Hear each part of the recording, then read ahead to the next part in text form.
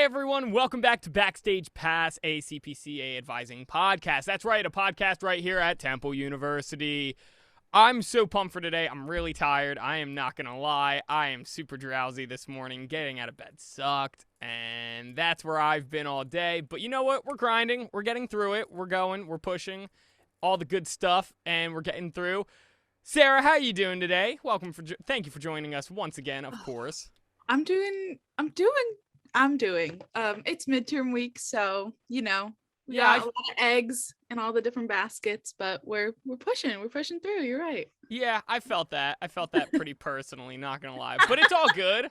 It's all good. We got an exciting guest on today, so without further ado, let's introduce them. Today's guest is a senior theater major in the acting and directing concentrations. She has been a part of various clubs around campus, such as Temple's Theater Side Stage, I can't talk today, Vibrato, and a bunch of other things. This past spring, she was seen in The Wolves and is currently assisting directing the main stage musical Spring Awakening. We are so excited to have Gia on with us today. Gia, how are you doing?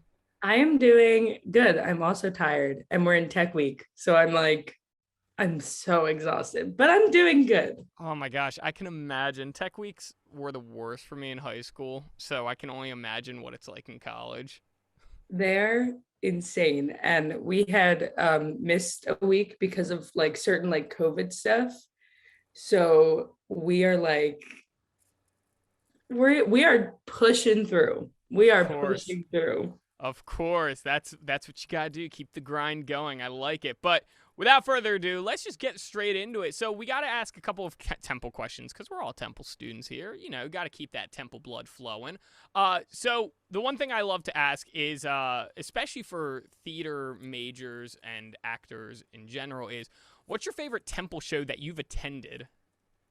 And I've attended. One of the first ones I really loved, and this is a musical, was Sideshow. That was I think it was my first year here. I think that was 2018, 2019. Okay. And yeah, it was fall 2018. That's way back. And it was so good. I loved that. I'm trying to think of something else, but that's really the one that sticks out in my mind. Okay, cool. Anything about it in particular? I just thought that the set was really cool, and the way that I love musicals that have interesting big ensembles that are all kind of unique, and they had they're a sideshow, so they had this unique group, and I thought the choreography was really good, and I thought that the leads were just the two girls, Rita and Alexa. They're awesome. So good. They're so good. So they just blew me away, and they were so enthralling to watch. Right. Yeah. Now let's go the opposite. Favorite show you've been a part of? I would say The Wolves. Me and Miss Sarah did The Wolves in, what was that? Was that last semester? I know, right? It was last semester. It feels like 2 years ago. I know, it feels so long ago, but we did The Wolves, and that was a really interesting process because it's a soccer team. And we had to do a bunch of physicality, but it was on Zoom. So we were juggling all these different obstacles. It was chaotic, but it was really cool. That's sick. So wait, I always ask this for any actors that had to do the whole Zoom thing. What was that like? I feel like everyone has a different answer to that question of what is it like acting over Zoom? Yeah, I had really weird experiences with Zoom. I did 2 shows on Zoom. So I did the Laramie Project and I did The Wolves. I'll talk about The Wolves first because they were just so drastically different, but I learned things from them. Right. The Wolves was interesting because we had to build this unity together because there was how many 9 of us on the team. Yeah. And we had to kind of have this unity together, but it was it's hard to build that when you're not able to touch and see each other in person often. And I think that was something that I think we succeeded. I think we did build those relationships successfully, and it kind of taught me how to focus in on that and how to really specify relationships to a point of where you could be in 2 separate rooms, but you know exactly who you're talking to. And then Laramie was a lot of just like kind of focusing on the text and like really trying to portray like a realism to it. And I thought that one adapted the best to Zoom because that show is so like monologue based. So we sat there and like tried to also differentiating, you know, we all played various characters in that show. So we had to kind of differentiate, you know, the characters from each other. So it really taught me like how to like kind of tweak certain things, and then I'm a different person, you know. And that was something I like needed to learn, and I really liked that. Interesting. Yeah, I always think about doing a show through Zoom, and I'm just like, wow, that sounds awfully difficult to be acting not for just people, but for this box of a camera that you have, and you have to constantly worry about framing and all that. It blows my mind that you all were able to pull that off. So props to you all, seriously. Yeah, thank you. And it's hard because you have to do like a certain amount of like self-direction because you have to like coordinate your own space. You know, you can have like, I mean, you could in certain circumstances, but you really can't have like your tech guy come over and like figure out your situation. You know what I mean? I know that was my favorite part. I'm like, I feel like I'm a one-woman show. I'm like putting up my backdrop, doing my lights, clicking the. It's so funny. It's so funny. It was insane, but I learned a lot. I learned we learned a lot because we kind of like they were like, whoop, do it, and I'm like, what? And I was like, okay, and I'm like, putting up a huge backdrop, and I'm like, please. I mean, I guess it teaches you a lot though about like more behind the scenes, I guess, of how to prepare certain things. My little brother, I forced my little brother to be my stagehand, so he also learned some things too, which was good for him. That was insane. We had to have someone like kick the ball to us off camera, and I had a lot of people in my circle because I had a lot of roommates. So I would just like rotate between people. And I would be like, I need you to come tonight. Yeah, like the work schedule. All right. It was insane. It was like a week straight of needing a partner. And I'm like, I can't ask someone to like put a week straight, like, you know, like stop their life for a week. You know what I mean? So it was a lot. That's insane. Yeah. Oh my gosh. Props to you all. But yeah, so there's obviously a lot of shows that also happen in Philly, and I hope that you've been able to go out and see at least something in Philly. Were there any shows in Philly that you've attended, like any touring casts or any shows that were just kind of popped up? Anything like that that you thoroughly enjoyed? I have like 3 came to mind, but I think my favorite. So the pandemic, I obviously like recently, I haven't seen anything because of that. But I got to see a handful of stuff.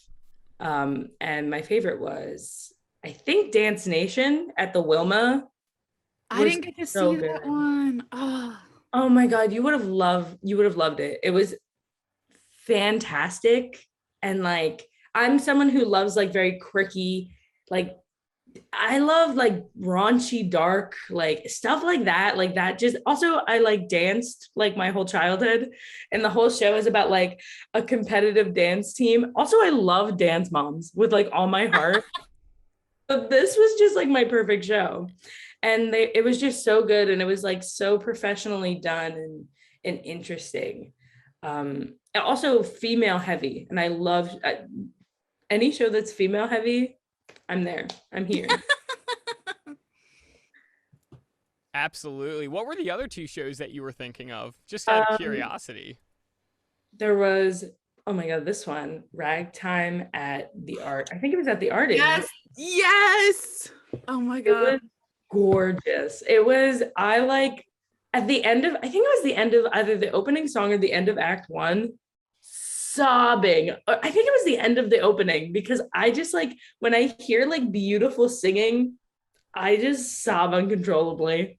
Like I'm inconsolable because it's just so beautiful. And you don't get to hear beautiful voices like that all the time. And like, these are people who put their heart and soul into what they do. And you can just like feel that. And it was just awesome. The other one was Significant Other. I believe that was at the Drake. I know Peter Reynolds directed it. So it might have been with his company. Mockingbird? I think it is with Mockingbird, but I think it was at the Drake. But it was directed by Peter Reynolds. That was really good. I really liked that. I just liked that show a lot. So it was nice to be introduced to it in that way.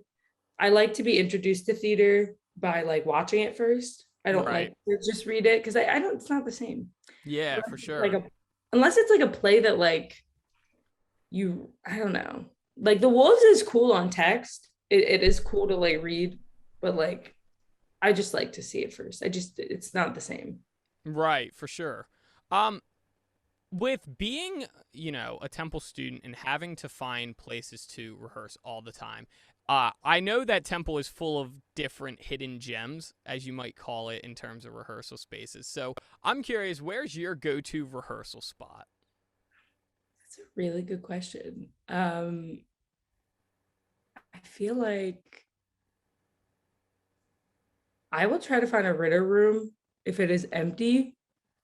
And I will just be like, and then like, I'll get kicked out. Those moments where like someone comes in and they're like, we're rehearsing in here. And you're like, I'm so sorry. Like, and they're always rude. It's always rude because they're like, we scheduled this room.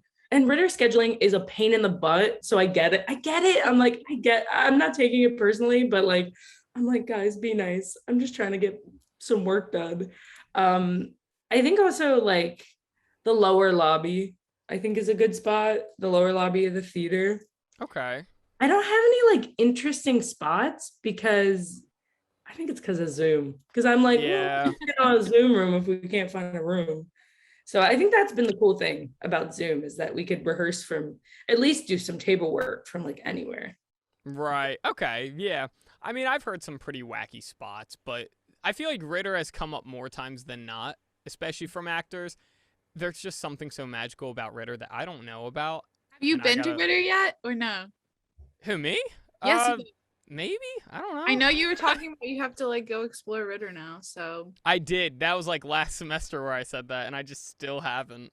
You gotta. Yeah, well, which building is it? I don't even know. Ritter. Okay, got it. But like, it's like okay, got it. It's like across from the student center. Oh, that's a good one. The Bagel Hut.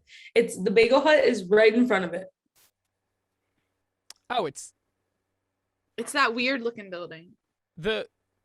Like if you're looking at Bagel Hut, the one to the left or the one on the right? Yes, the one to the left. The left. Oh, yeah, I've been in there before. But it gets more complicated because the theater spaces are not in Ritter Hall. They're in Ritter Annex. So you have to find the annex, which is hard. And no one knows what to do.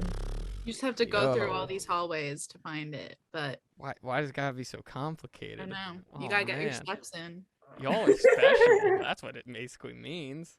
You all get your own little annex. It's like, I feel like that's like a Narnia closet type deal. It's like you go to Ritter Hall, but then there's this annex that the actors know about and they'll go to, and all of a sudden all the other people are just like, yo, where are they going? Disappearing into Narnia. That's kind of sick. I'm not gonna lie. We have our little space. I think after, Sarah, do you have any classes in Ritter right now? I do. I have one. It's not an acting class though, but I have the job market in Ritter Annex. So we just, it's fun.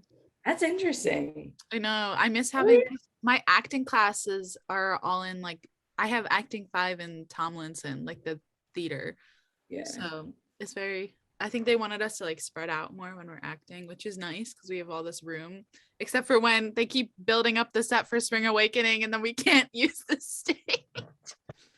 It's so funny. Oh my God, every time we come in, we're like, oh my God, there's more fake hardwood. Where do we go? The whole stage is just fake Fake wood. Don't tell anyone. So now I'm curious because do you guys have like actual classes in Ritter too? So I mean, especially before the pandemic, I think Okay. they're a little too small now. I think we need to still be more spread out. Right. Yeah. But that was where I had acting 2 and 3. It wasn't until like the pandemic. It wasn't until the pandemic that I didn't have classes in there. Oh, that's sick. Wow. Mm-hmm.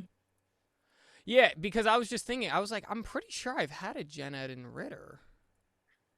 I think. I had one of my linguistics classes in Ritter Annex. It was all I know is that the room that I'm thinking of is in Ritter Hall, if I'm correct, was like, and I'm not trying to down Temple, but it looked like a prison cell. There were no windows. That's it. That's it. That's it. Okay. Yeah. Well, You got it. that's how it felt. It was a room that was like in that computer lab area on like the 3rd floor or whatever. I don't know, but Yeah. basically you walked in the computer lab and you're like, is this for classes? And they're like, no, you're in that back closet over there. And then you just go into this room with 0 windows and a couple of desks. And yeah, that was rough. But speaking of classes, what's been your favorite class so far? You're a senior. You've been here for quite a while. You know what's up. I do, in fact, know what's up. That's a tough one because I've had a lot of classes I've really liked, but I also hate school. So All right, cool. like, I love my acting. I think wait, now I'm like, they're all coming together. I loved Marcus Giamatti's class, acting for TV and film. I think all actors in the department should take it, to be honest. It has been super helpful. And as someone who's like, I'm trained in theater, like I didn't do film before college, and even in college, I haven't really gotten the chance. So like that taught me a lot of like, hey, you have to tighten your acting to the frame, you know? That's been super, super important. All my classes, oh my God, I can't talk.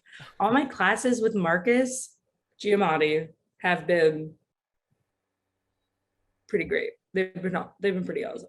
So, first of all, this is the same guy that's related to Paul Giamatti, right? Yes, it is. What a guy. So cool. And then second, this is probably a really dumb question, and I feel like I might know the answer, but like, what is the biggest difference between TV film acting as compared to like theater acting? Spring Awakening taught me a lot. Well, because there's also a difference between musical theater acting, which is like a whole different beast. But like right. When you get to like theater and film is a lot of like, film is more intimate because it's something that you either sit in a dark theater and you're watching, like there's a separation in it because it's not in person, but there's also this like, you get those you alone moments, you know. It gets more like down to like you're being filmed while you're like in your room, or just you and your partner are just talking. You don't have the audience, right? So the audience kind of gets a sense of like that intimacy between the two, and I think that the acting shows. There's I would say there's more of a sense of realism in film, which is why I really like film. Yeah. Theater is completely, I mean, it's a different beast. It's similar, but a different beast because there's a sense of realism, but I think it always naturally is going to be heightened because it's so clearly outside of reality, because you're live in front of people, and the audience is, I think it's easier for the audience to acknowledge that this is like disconnected from reality, which kind of opens up a whole door of like imagination and like just being able to do things that in film would seem a bit more outlandish. And then we get to musical theater. Musical theater is a whole different beast because you have to like, it's always heightened because all of a sudden you're going to break out in the song, and it has to make sense why you're breaking out in the song, and that can really happen in this like reality. So yeah. I would say like a musical theater and theater are more different, but I mean more similar, but like they're all like a similar they're a similar beast with like different parts. Yeah. Okay. Yeah, because I've always wondered what the differences were, and I always just summed it down to I feel like film and TV acting is probably a little more, not delicate, but a little more detailed in terms of what you have to do because it is very intimate, like you said. So every little thing that you do is going to get caught on camera. Therefore, you need to make sure you know that. Where I feel like on theater, you do have a little leeway because the audience is at least a good 50 feet, 100 feet, however it might be, away from the stage, so they can't see you quite clearly, so you might be able to get away with certain things. But sweet, I never knew that. That's actually really interesting. I like that a lot. Yeah. So you've been an actor, a writer, and a director for a while, it sounds like. So I'm curious, can you tell us how you first got started in theater? So I did dance my whole life. Like I did up until, well, I guess not anymore, but like up until I was like 17, 18, I was in dance. And my grandmom like loves musical theater, like loves musical theater. And so when I went into high school and I finally had the opportunity to do musical theater, I like jumped on it. I was like, oh yeah. Like I already knew I liked singing and like stuff like that. So I got into that. And then I kind of through musical theater was like, wait a minute, I can't dance. I was like, I spent all these years trying to dance. And I mean, I could dance well enough because I took dance for 15 years, but like it wasn't for me. Like I don't, it's not natural at all. My dancing is like, no, not for me. So I was like, all right, maybe I'll do singing. I like to sing.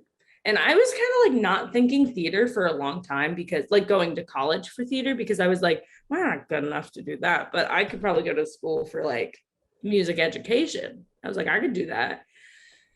And then I was like, why am I doing that? I'm like, I love music. I love like music theory. And like, that's kind of why I'm still in like, assistant directing a musical was really important to me because I was like, I love music. I know a lot about music theory. Like, so I can incorporate that. But I just think that singing performance I'm too critical on myself. And it was something that was kind of becoming toxic for me. So I was like, well, what about acting? And I realized that like through all of my dancing and singing, that was what I was like craving. I was like just craving like honing in on acting because like when you sing something, it's like with emotion. And when you dance, it's like with emotion. Right. So I was like, okay, I just like acting like a lot. And that was kind of what clicked. And then but I couldn't go to school for it. So at my community college, we had this drama club and I was like, oh, well, I'm gonna take over because like I love theater. Like I'll just take over, like it's fine. So I like took over and I was directing a production of falsettos at my community college. And I also had choreographed like my first year there, Spring Awakening. So like doing Spring Awakening again is like a kind of like a coming to home kind of thing. Right. It's really cool to be able to do that. But when I directed falsettos, I was like, what am I doing? Why am I not doing this for the rest of my life? Like I could just direct for the rest of my life and I could act for the rest of my life. This is obviously what I want to do. So I was originally coming to Temple for speech, language, and hearing sciences. I wanted to be a voice therapist. I was not going to make it. There's no way. I hate school. Like there was no way. So I was like, I made the right choice and I went, we're going to change my major to theater. And I did. And then here I am. Voila. And I always was, when it comes to writing, I was always interested in it.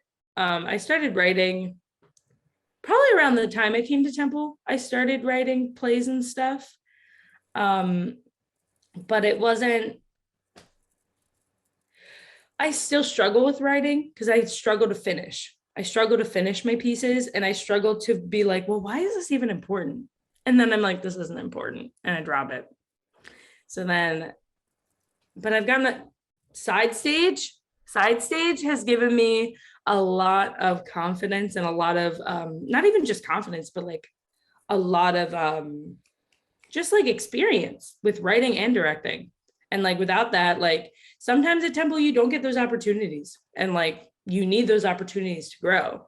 Right. So side stage, I'm gonna promote it. Side stage is a great option for majors and non-majors. Film majors should get involved too.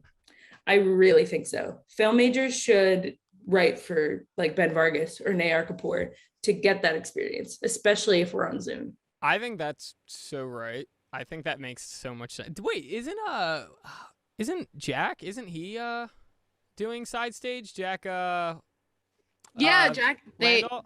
I think they just got into our festival. I think they're gonna be a dramaturg for us. Oh.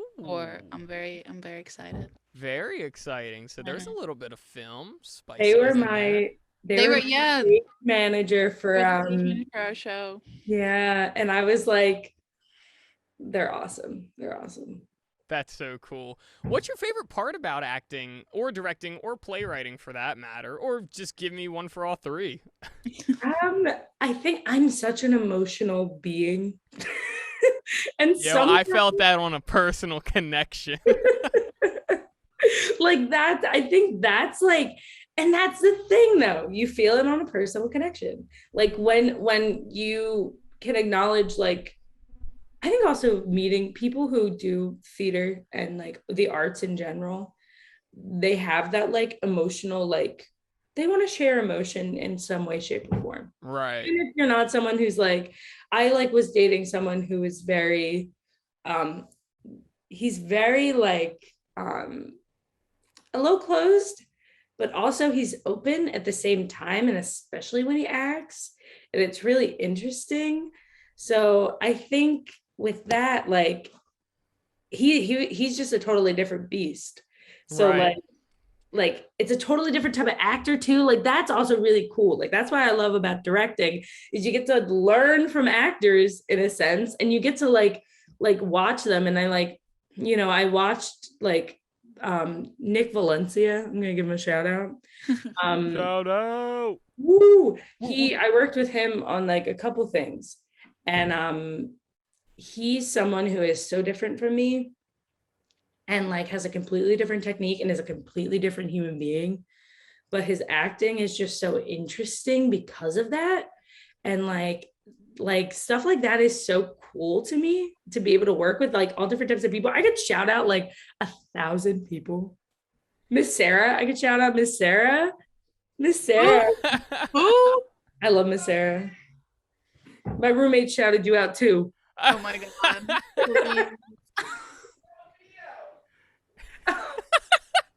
Andrew Schmidt wants a shout out. Okay. Andrew Schmidt, shout out. Shout out to Andrew Schmidt. But yeah, and like all those, it's so like to just connect with not only like other actors and other artists, but also to connect with an audience, and like to be able to like something about Spring Awakening that's really impactful is that we're bringing a message that is so old to light and modernizing it. And I think that's the beauty of the piece, is like showing, hey, we've come a certain way from like this time period, but we still have a lot of this stigma on like sexuality, gender,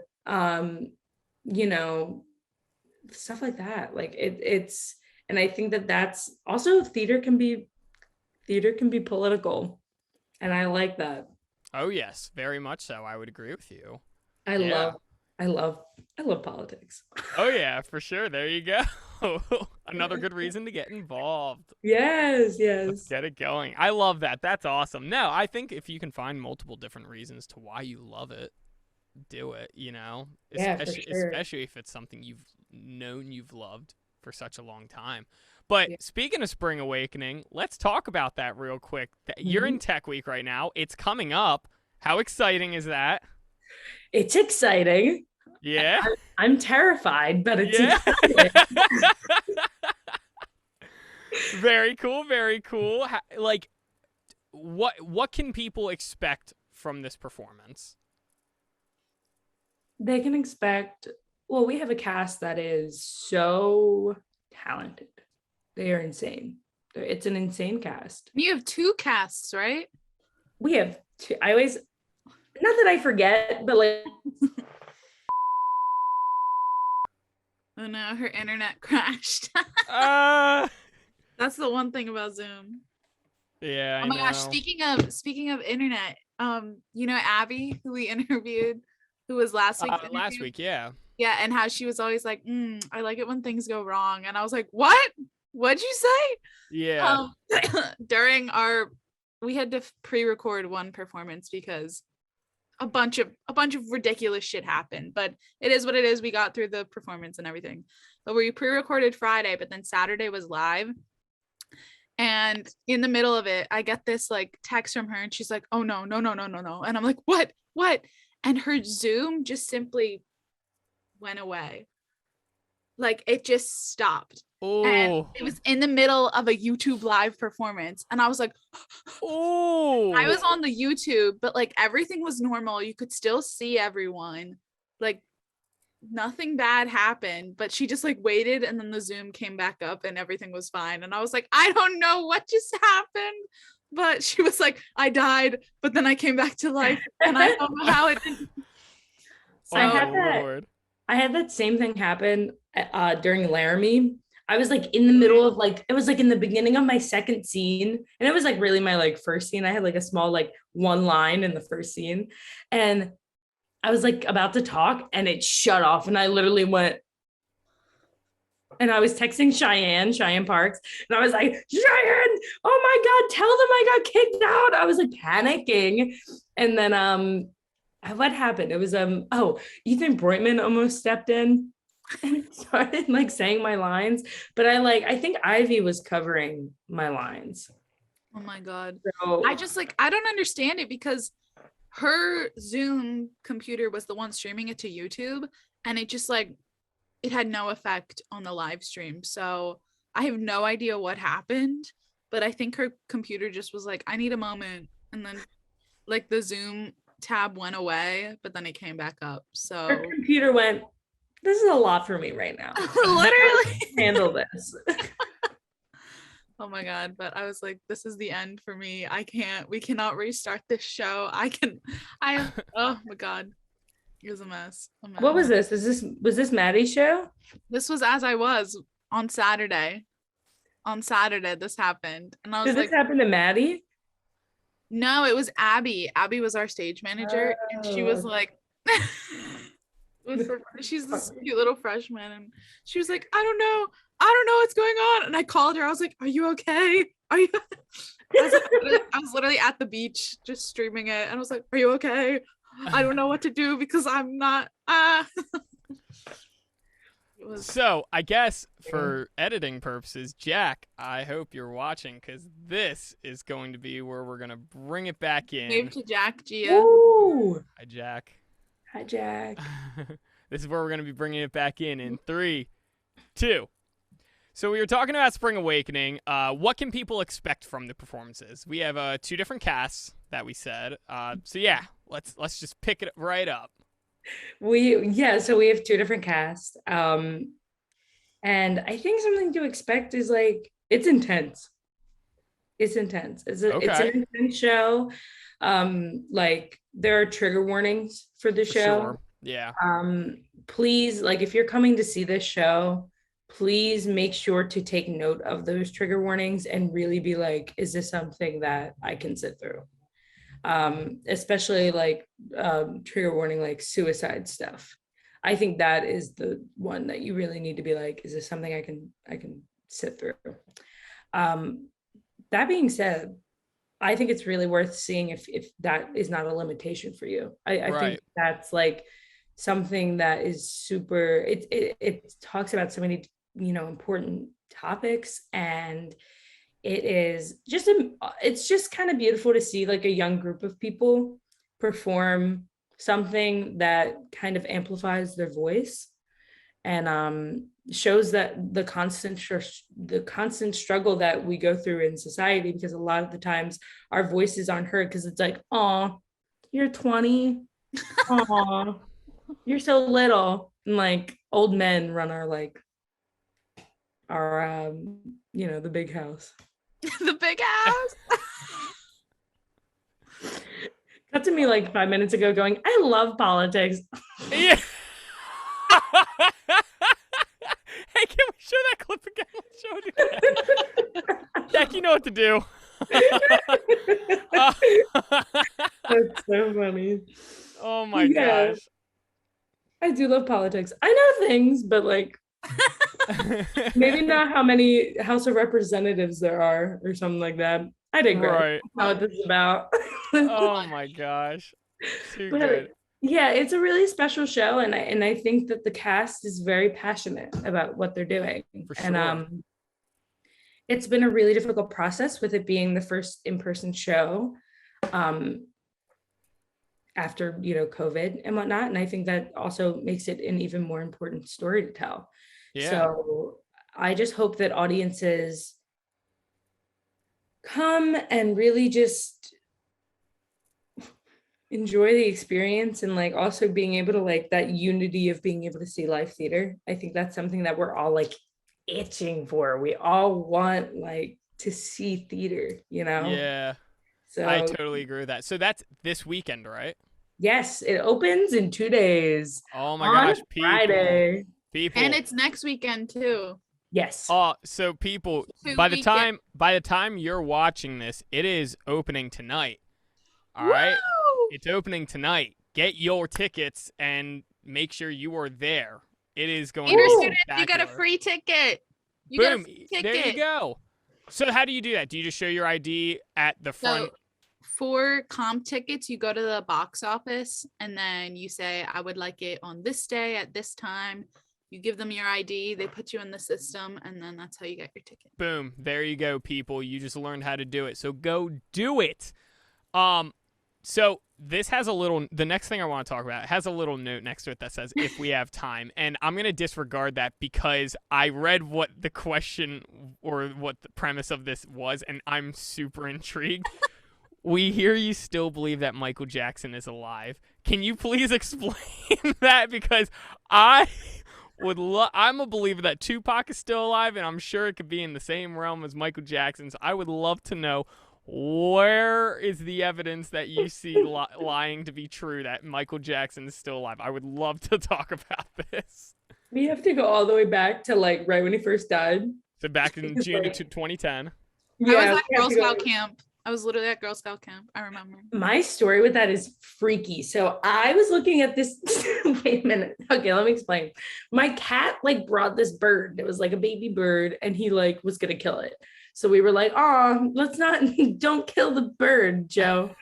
So Wait, your cat's name is Joe? Mm-hmm. I love cats with human names. Me too. It's so cute. He's love him so much. My cat's name is Summer. Like she I think that's a pretty human name, I guess. Yeah. It's not like Joe though. Joe's like straight up like, oh, don't mind Joe. And it's like, who's Joe? Oh, he's just my cat.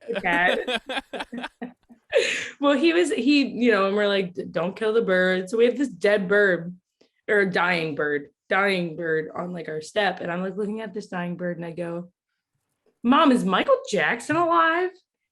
And my mom goes, what? Yes. Why would you say that? I'm like, I don't know. I thought he might have died. 15 minutes later, my grandmom calls us up and she goes, Michael Jackson just died. And I'm like, what? But that would be supporting the theory that he's dead, which I don't think he's dead. Right. Of course. His last film, right, is This Is Us. Or This Is Us. No, that's the TV show. He's in that? I knew it! He's just playing like one of the characters. He has like a wig on. You can't even tell. No, like This Is It. And that was his last. Okay, come on. His film is called This Is It, and it's filming his whole entire concert process. And then This Is It, the album. His album is like all about like just transformation and like the movie, like the film is what got me. I watched it and I was like, because I was a big Michael Jackson fan up until like, the allegations were made very, very clear that, which is also why I think he's still alive. No, we are just getting into the bulk of this. I was so excited. Come back, Gia, come back. Please. No. Are you there? No, Oh, Okay, she's okay. back. Okay. Woo! Sorry, my hotspot.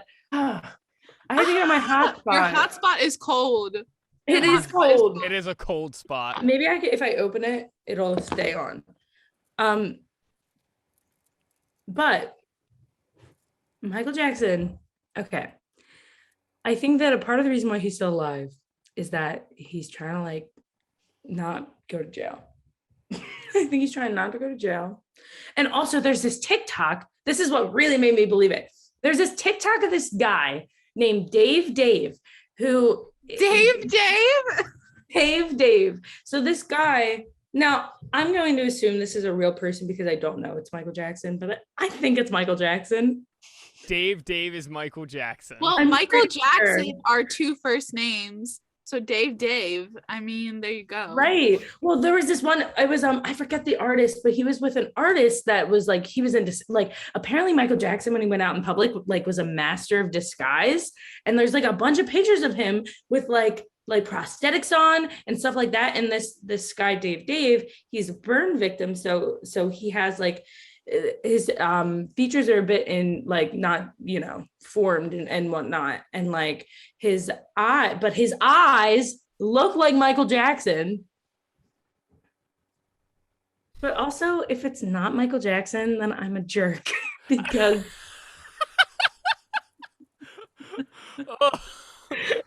but like I'm like pretty sure, like I'm crazy. I'm pretty sure.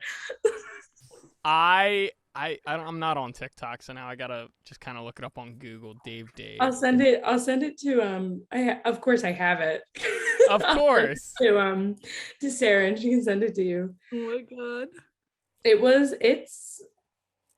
It changed my life because at first I was like, this is just a theory. Like I just think this and like it's low key and I'm crazy. Yeah. And then I see this TikTok and I'm like, that's Michael Jackson. You can't tell me otherwise. You can't fool me. And Michael Jackson, it sounds like, okay, so this guy, Dave, knew Michael Jackson and talks very similarly to Michael Jackson. And he's like, I love Michael Jackson? Yes. And he went on Larry King. Like, wow. Yeah, wait, get that screenshot right there where she's frozen. That's perfect. That is my hotspot. What the heck? Yeah, I'm sending you this picture because it's so funny. I just screenshotted the face that you froze on. I knew I was making like a crazy face. We love to see it. Amazing. so good. But yeah, so Michael Jackson. I'm like so like our boy like, might be alive, I was telling my friend Derek, and he's like, "Are you okay?" I'm like, I don't think you're okay, and I'm like, he's still alive. You know what? I believe it. I believe it. I'm right there with you. Someone I feel on like my you should side. write a play. I feel like you should write a play about this. I feel like Michael Jackson's like family's gonna come after me. The Michael Jackson estate. Oh yeah, my they're gonna be like, they probably got like life insurance. I have to stop talking.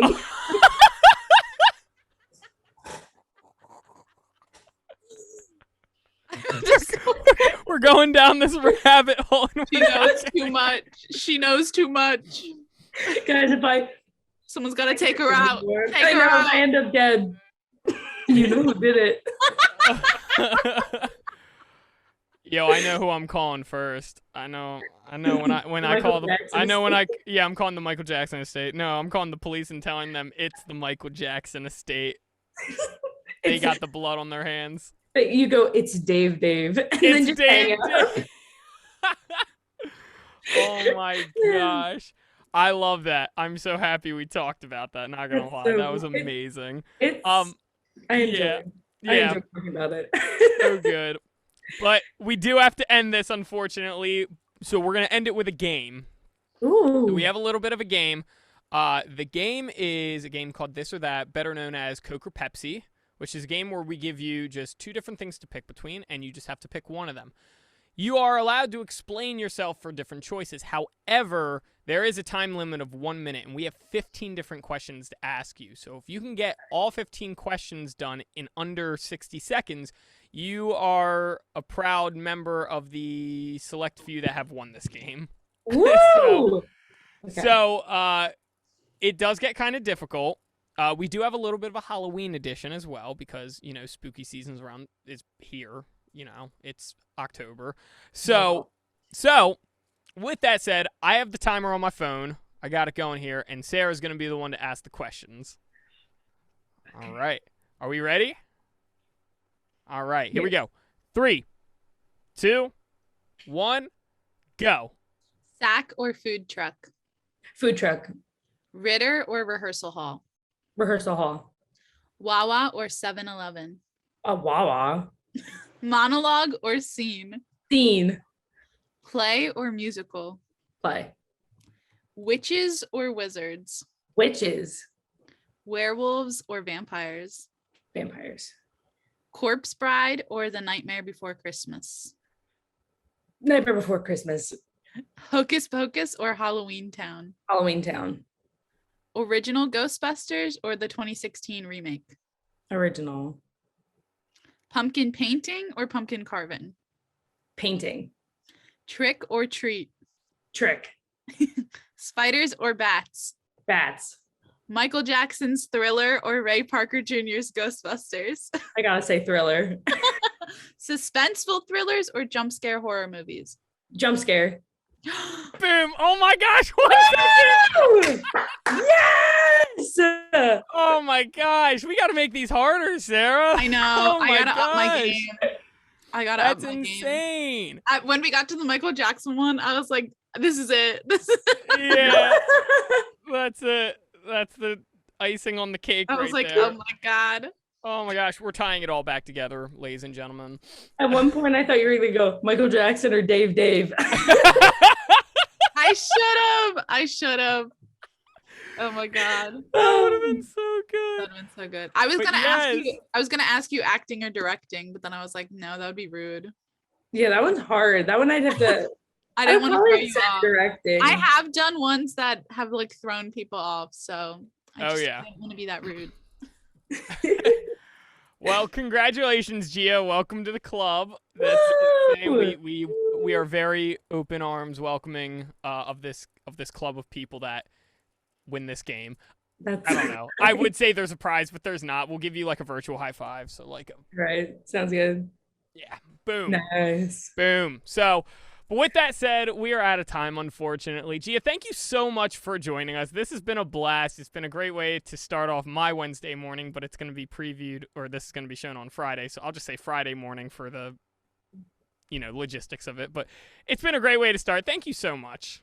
Yeah, thank you for having me. It was fun.